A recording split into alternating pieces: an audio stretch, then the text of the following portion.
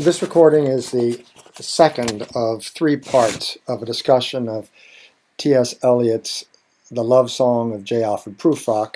The discussion is part of a university course on classic lyric poems.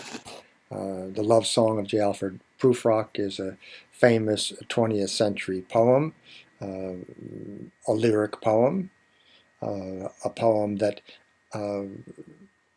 figures in a tradition of first-person speaker poems in the English language, has something to do with the tradition of Matthew Arnold and his dramatic monologues, and of the slightly later first-person speaker in Edward Fitzgerald's The Rubaiyat of Omar Khayyam. The first part of this discussion involves reading the text of the Love Song of J. Alfred Prufrock, just reading it to see where things are happening, what's happening, who things are happening to, who's talking to whom, or to what, and about whom, and about what. Therefore, you'll need a hard copy of the text to complete that activity in the first part of the discussion.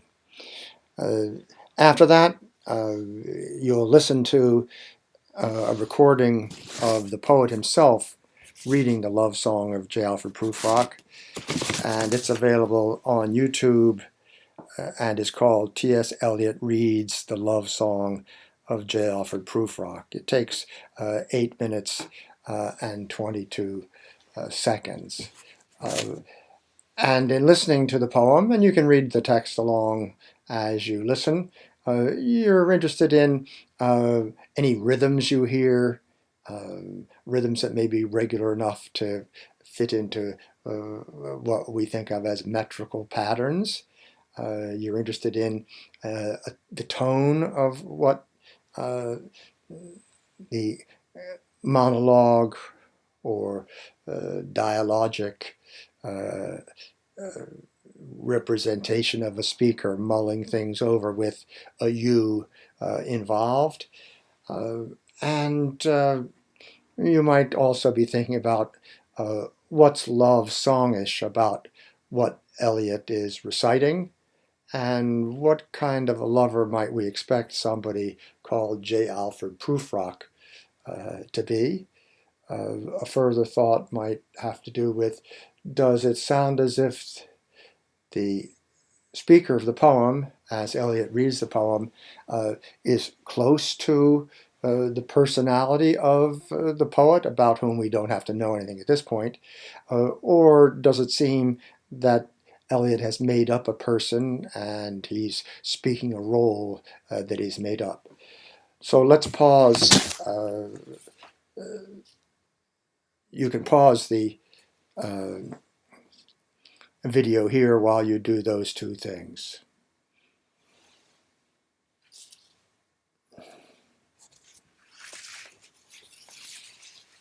The second part of the discussion starts with a very basic activity that has to do with the physical text of the Love Song of J. Alfred Prufrock, and that is to pay attention to even familiar words and look more words than you think you need to. Look more words up in a dictionary.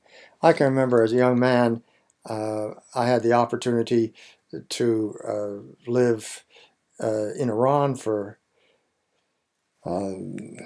6 years altogether. And at the very beginning, I didn't know any Persian, and I was interested in poetry, in part because I had studied poetry in high school and college and graduate school, majoring in English in college and graduate school, and because in the country of Iran, Persian poetry is extremely important for most educated people and lots of not so educated people. And since all the words were new to me, as I looked at texts and tried to get familiar with them, I was looking up everything in a dictionary and discovered that there's a lot more than one initially thinks that's going on in words with their denotations, connotations and associations. And this habit stayed with me in Persian to always look up even the words I thought I knew, especially in larger dictionaries, which might even have a reference to the particular text I was working with in delineating meanings for a particular lexical item. And I thereafter developed the same habit in English. Now, when you listen to T.S. Eliot reading the poem and then read it over yourself, you notice that the progress of the text seems relatively conversational. There aren't complicated clauses, but the text seems to have its own mysteries because the person who's doing the talking alludes to things with which you're not familiar, and sometimes moves from one subject or observation to another without any clear physical transitions. Some people have studied this text have thought it was an example of stream of consciousness, which would be the flow of thought turned into words, just as someone might randomly jump from one subject to another. But I think when you read the text and listen to Eliot reciting the text, you know that the text has a kind of direction and a kind of narrative backdrop to what's going on in the speaker's mind and what he's mulling over in his mind, which means it's not as mysterious as some other texts. It's not as spontaneous. I think you'll also notice that except for some of the allusions, the words in the text are not all that problematic. That is, if you had to decide on some words that you might look up, and each of us will have different words he or she might look up. Line 3, etherized. Ether can either be the air, like in the heaven or what have you, but to etherize as a verb probably means to make something numb. That's sort of a strange second or third line in the text. Let's go someplace when the evening is spread out against the sky like a patient made numb upon a table. Only a particular sort of person might think of evening in those terms, and we'll talk in the third part of the discussion, that is as a group in person. We'll talk about what kind of a person gets identified by virtue of how the person observes and comments on things that we recognize, but we wouldn't have observed or commented on them in the same way.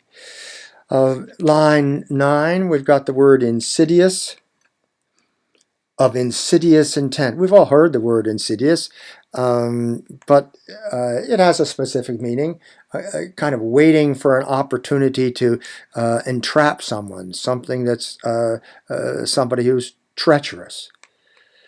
Then farther down we have in line 36, we have a reference to the painter Michelangelo.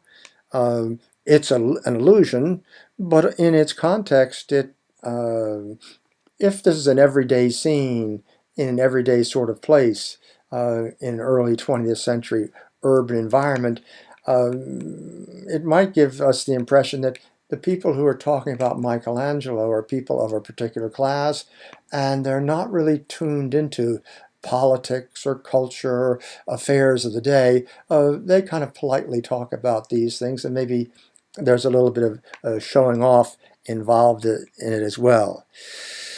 In line 43, there's reference to a morning coat, and you could look that up in online and see pictures of formal morning dress for men, a longer outer coat and then a vest sort of coat and formal trousers.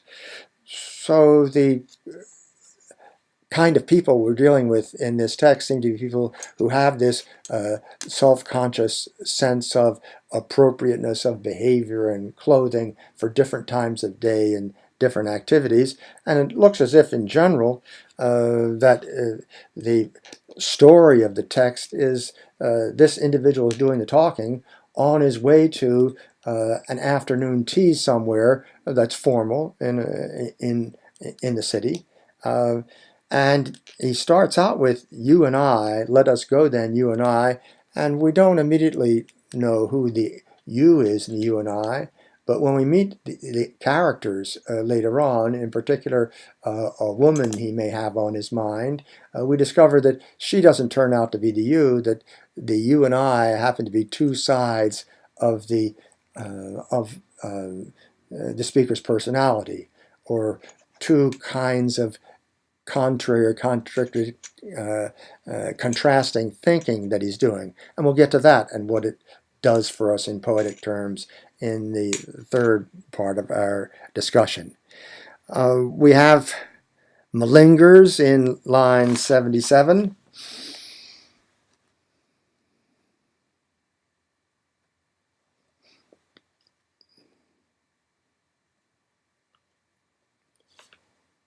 And the afternoon, the evening sleep so peacefully, soothed by long fingers, asleep, tired, or it malingers. And the dictionary tells us that malingers is to exaggerate one's incapacity in or some kind of illness, perhaps to avoid having to be active or working, or to pretend such a condition. In 82, we have a reference to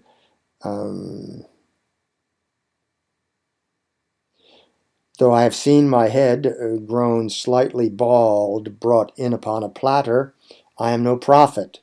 And we're reminded, of course, of John the Baptist, who was beheaded in stories that relate to the early the days of Christ and thereafter. In 85, there is a reference to the eternal footman. I have seen the eternal footman hold my coat and snicker. The eternal footman is an image that signifies the approach of death, and according to popular appreciation of the image, if the eternal footman or servant who's responsible for running errands and taking care of things, helping somebody on and off with coats and such things, if that eternal footman holds your coat, it means you're likely on your way to some place and you're not coming back. That is, it sort of represents the imminence of death.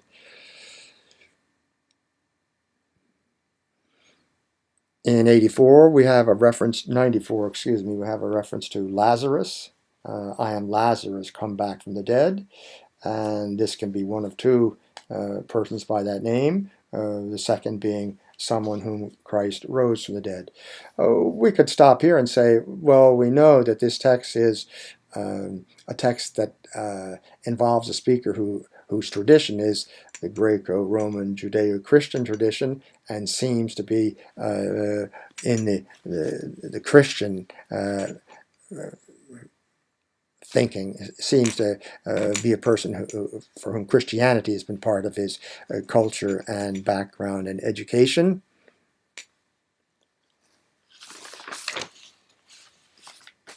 In 105, we have reference to a magic lantern throwing the nerves in patterns on a screen. And that has always reminded me of the stanza in Edward Fitzgerald's The Rubaiyat or Khayyam, where he talks about a magic lantern show to show there that human beings aren't really substantial. They're just kind of like reflections on a wall that a light in front of some object causes. And there is plenty of evidence to suggest that even a book has been written about the issue of how fascinated or even obsessed T.S. Eliot was with the most famous poem of the late 19th century in English, and maybe even around the world, the Rubaiyat or Khayyam. And there are some Khayyamic elements that we'll look over in the third part of this discussion. In 113, there's a mention of a progress. No, I'm not Prince Hamlet, nor was meant to be. I'm an attendant lord, one that will do to swell a progress, start a scene or two, advise the prince. No doubt an easy tool, deferential, glad to be of use, politic, cautious, and meticulous, full of high sentence, but a bit obtuse. There might be 4 or 5 words here we sort of know the meanings of, but we could be a little bit more precise. Swell a progress. A progress is a state journey with some pomp and pageant or pageantry. Deferential is to exhibit respect or esteem that one might be supposed he or she needs to express or show with respect to a superior or elders. Politic, somebody whose politic is shrewd or careful in behavior and speech, in situations where if one is impolitic, one could get into trouble or displease other people. Full of high sentence. Commentaries describe this as being possible to, as this having 2 meanings. One, the speaker is the kind of person who is capable of highfalutin talk, is capable of highly educated talk, and at the same time is someone who may be overly critical of himself or others, that is, sentences himself or others in one way or another. 121, I shall wear the bottoms of my trousers rolled. Rolled here means cuffed, and it might have been a sign of stylishness or maybe a little bit daring for somebody in an age when people didn't have cuffed trousers to roll their trousers up to cuff them. The next line, shall I part my hair behind? I'm not sure what physically that looks like, but parting over or covering a bald spot or parting the hair all the way down the back, or something might have been an expression of personality. Do I dare eat a peach? In those days, it would appear people thought that peaches weren't highly digestible, so if you really liked the taste a lot and you were a little bit bold, you might eat a peach even knowing you might feel not so good afterwards. Of course, these descriptions the speaker gives of himself give us the impression he's a person who's very sensitive about his appearance, and not so much because he wants to look right when he looks in a mirror, but because he's sensitive about what other people are going to say about him. And when we read the poem, we can kind of think about that in terms of how he talks about particular things.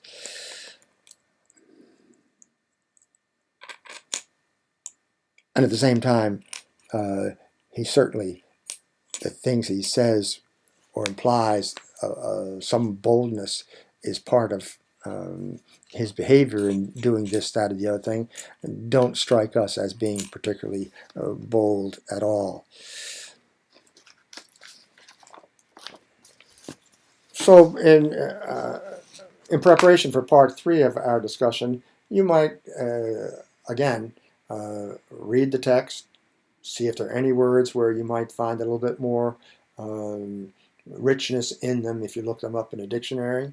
You might look over again, listen again to T.S. Eliot's reading the text. And now what we'll do is sort of tear apart and build up as we go the text itself.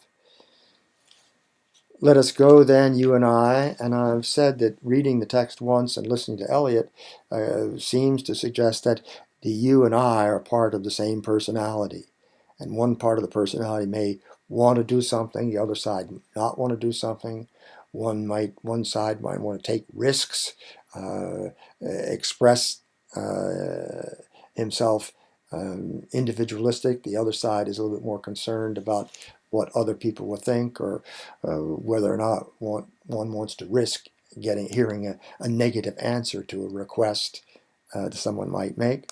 Let us go then, you and I, when the evening is spread out against the sky, like a patient etherized upon a table. Let us go through certain half-deserted streets, the muttering retreats of restless nights in one-night cheap hotels.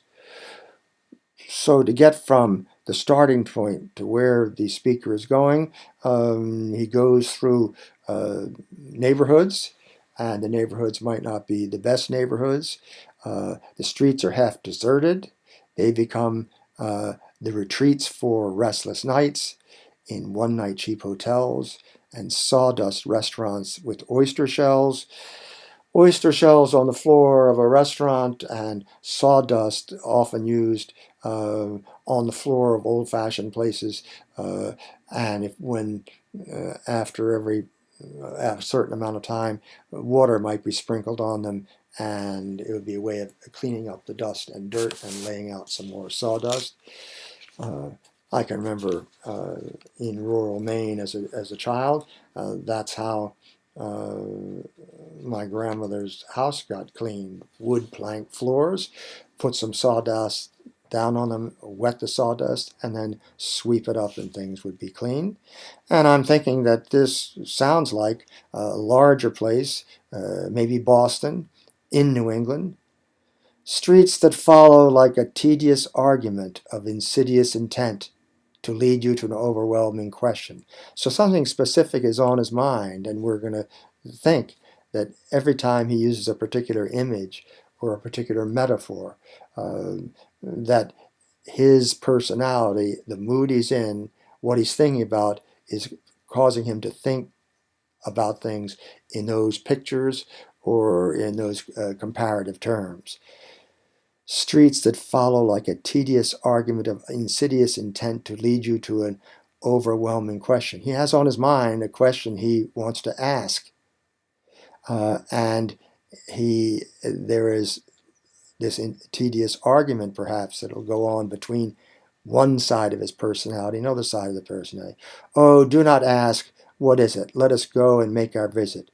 So visiting someplace, you and I, let us go, you and I, two sides of personality. There's still time to ask the question. There's time to make up our minds. That is to make up the two parts of the speaker's personality. To ask the question, not to ask the question. And where it is they're making their visit is this room where women come and go, talking of Michelangelo, upper leisure class women. Turns out afternoon tea is what's on the agenda. And then we have a stanza that describes the fog that day or evening, and the fog is presented as if it were human or animal, presented as with the metaphor of a cat. The yellow fog that rubs its back upon the window panes, the yellow smoke that rubs its muzzle, its nose on the window panes, licked its tongue into the corners of the evening, lingered upon the pools that stand in drains, let fall upon its back the soot that falls from chimneys, slipped by the terrace, made a sudden leap, and seeing that it was a soft October night, curled once about the house and fell asleep. Well, this speaker, or the poet behind the speaker, knows how to use words. The fewest number of words, the most common words for expression of that, but creates a picture and a mood. And if it gets to the point of creating momentarily an effect in us as readers, we can say we're approaching the kind of use of everyday language in a special way that results in poetic effects. And indeed, there will be time, and we're thinking about the time he's got to make up his mind, for the yellow smoke that slides along the street, rubbing its back upon the window panes. There will be time. There will be time to prepare a face to meet the faces that you meet. Do we do that in life as well? That is, put on a face when we're in a particular situation with particular people. If you don't think you do it, just recall what you did the minute somebody said, I'm going to take a picture, and you and two or three other people are in it. Did you do something with your face or your appearance to be ready, so to speak, for the picture? There will be time to murder and create, those two extremes, and time for all the works and days of hands. And this is a reference. We'll talk about allusions in the third part of the discussion, but one of them seems appropriate to say something about one of them here. The Works and Days is a famous classical work describing the utility and significance of agricultural activity, and here it's in comparison with time for all the works and days of hands that lift and drop a question on your plate. Time for you and time for me. So his use of works and days may be to go to a tea party, to stir the tea with a spoon, to use a fork to lift up a piece of pastry. Time for you and time for me. Time for one side of my personality, time for the other side.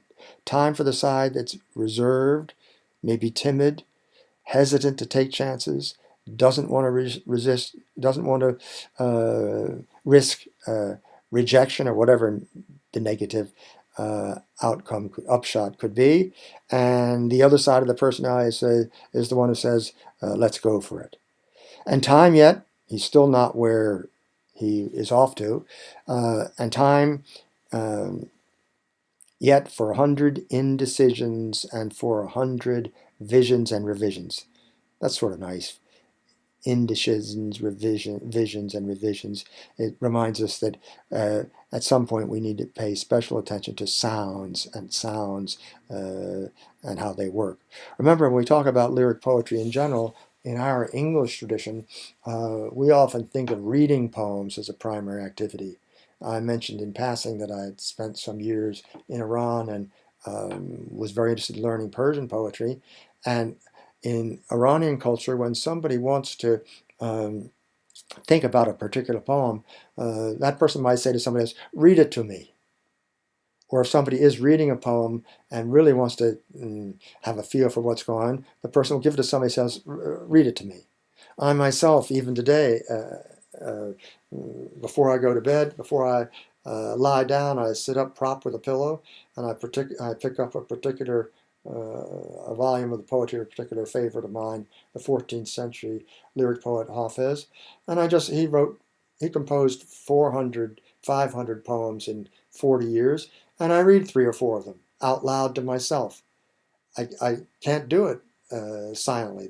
I recognize that the sound, the music, the physicality of the words is just as important as my nodding and saying, yeah, I get the point to particular statements. Time for 100 visions and revisions before the taking of a toast and tea. What kind of a life is this?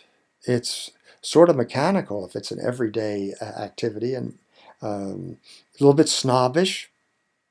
It's the routine of a life which apparently doesn't have anything more vital, engaging, significant for the speaker to be doing. In the room, the women come and go talking of Michelangelo. They're not talking about whether they should do something to get the right to vote. They're not talking about whether the Theodore Roosevelt's interest in conservation or trust busting is important, or whether or not, if there were, I don't know in 1911 if there were or not, whether or not there were rumblings of possible serious conflict in Europe, whether America should be in the middle of it or stay on the sidelines. And indeed, there will be time to wonder, do I dare? And do I dare? Do I dare what? Well, this thing you and I have, that is, the two sides of the speaker have been mulling over. Time to turn back, that is not to do whatever it is one side of me wants to do. Time to turn back and descend the stair with a bald spot in the middle of my hair. It's interesting that you think of this. That is, he can go up the stairs with the bald spot in the back, not really showing to anybody who's at the top, at the landing at the top of the stairs. But he's sort of worried about what kind of appearance he's going to create when he walks down the stairs, and everybody will see the back part of his head and see that he is slightly balding, with a bald spot in the middle of my hair. They will say, "How his hair is growing thin." Will they really? If they will be saying this, that says something about them. If they won't be saying it, it more says something about him. How his hair is growing. And the phrase is sort of interesting. It doesn't sound like the natural English he's been using otherwise. It sounds like a sort of affected pattern. My morning coat, my collar mounting firmly to the chin, my necktie rich and modest, but asserted by a simple pin. They will say, but how his arms and legs are thin. That same sort of artificial structure. Now, some of the critics say, oh, the sentence patterns are more typical of French, as if the people who are saying this are equally comfortable in English and French and want to say something in English with kind of a hint of French in it. Do I dare disturb the universe? Well, we might think at this point, whatever he's going to do, it's not going to disturb the universe at large. It's going to disturb him. And I can remember when I was 15 or 16 years of age, and there was a party or dance on Friday night, and Tuesday I'd pick up the phone in our living room at home with some trepidation and called somebody and say, would you like to go to such and such a dance or party this weekend? And I don't say I waited a long time before I got on the phone and made the call, but I certainly was not going to be comfortable hearing no, which was a possibility. And at that moment, it would be the most disturbing kind of answer I could have received in my universe. In a minute, there is time for decisions and revisions, which a minute will reverse.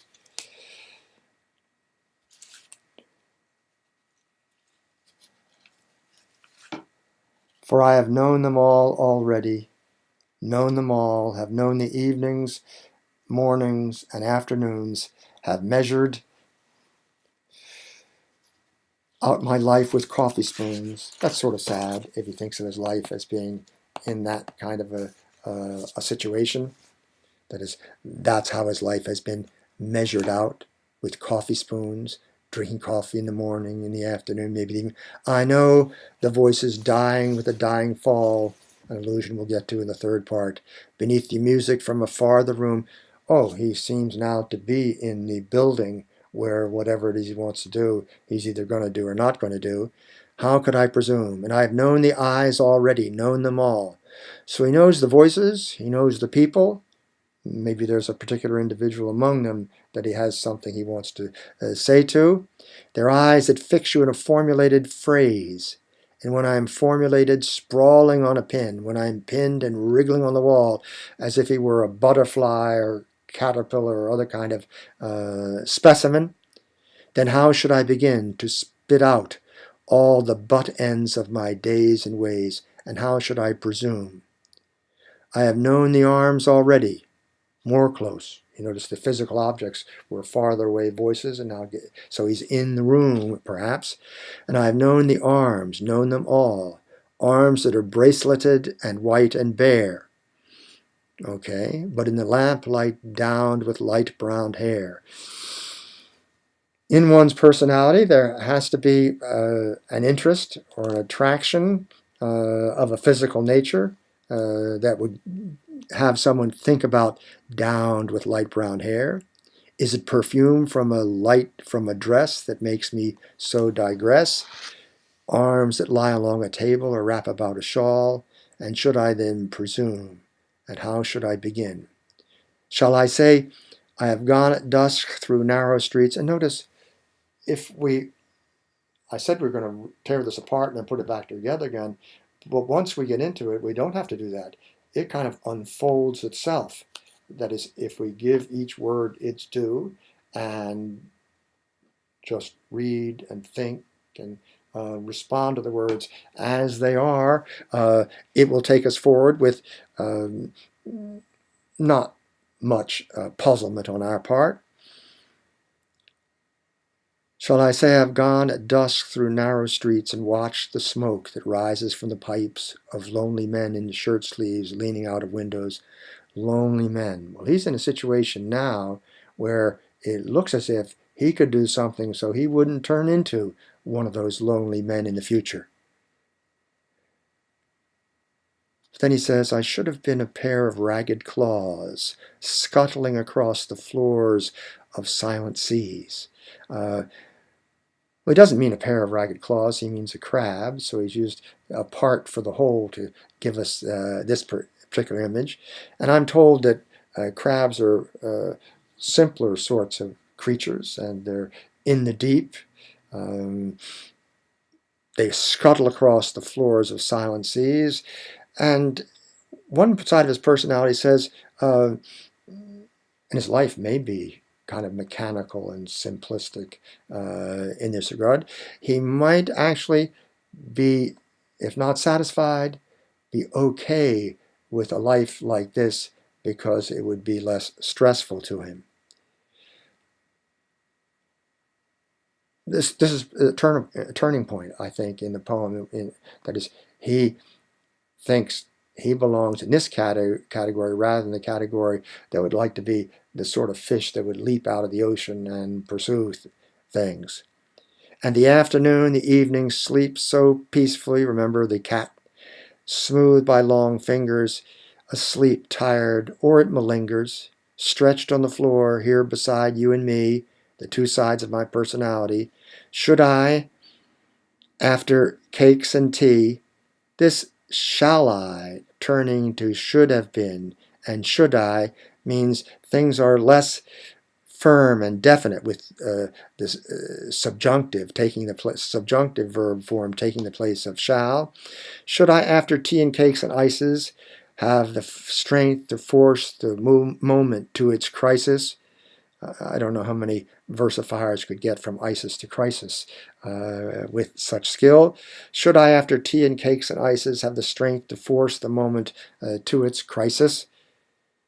But though I have wept and wept and prayed, though I have seen my head grown slightly bold, brought in upon a platter, notice this whole stanza. Peacefully fingers, malingers, me, Isis, prayed, platter, matter, flicker, snicker, afraid, all, tea, me, while, smile, ball, dead, all, head, all. That is, there's something functional about this sudden higher incidence of rhyme words. And notice the rhyme words are the words that are crucial to the impression he's trying to create. I am no prophet, and here's no great matter. I have seen the moment of my greatness flicker, and I have seen the eternal footman hold my coat and snicker, and in short, I was afraid. But would it have been worth it? And would it have been? Shall, should, would it have been? So we have now gone to the contrary to fact sort of use of subjunctive.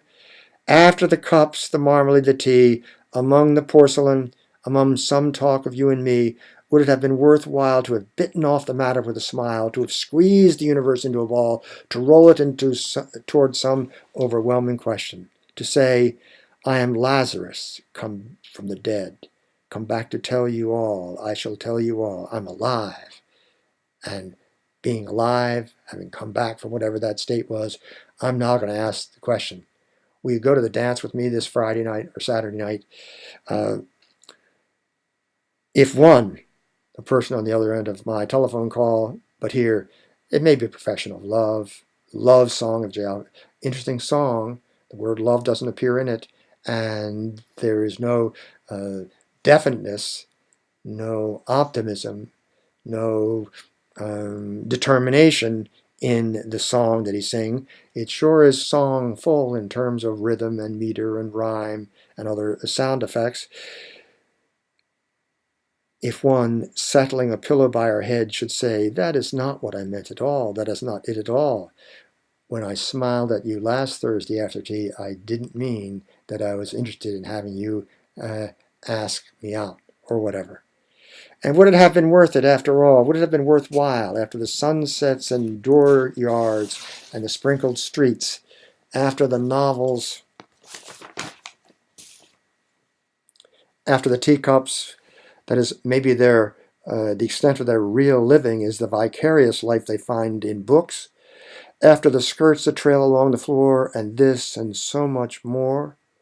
It is impossible to say just what I mean, but as if a magic lantern threw the nerves in patterns on a screen, would it have been worthwhile if one, settling a pillow or throwing off a shawl and turning toward the window, should say, "That is not it at all. That is not what I meant at all"?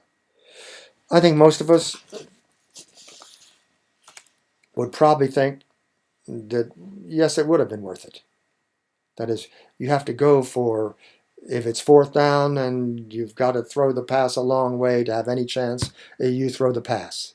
Uh, his personality is not this way. And we'll talk in the third part of our discussion about, well, what makes what he's doing and saying poetic for us.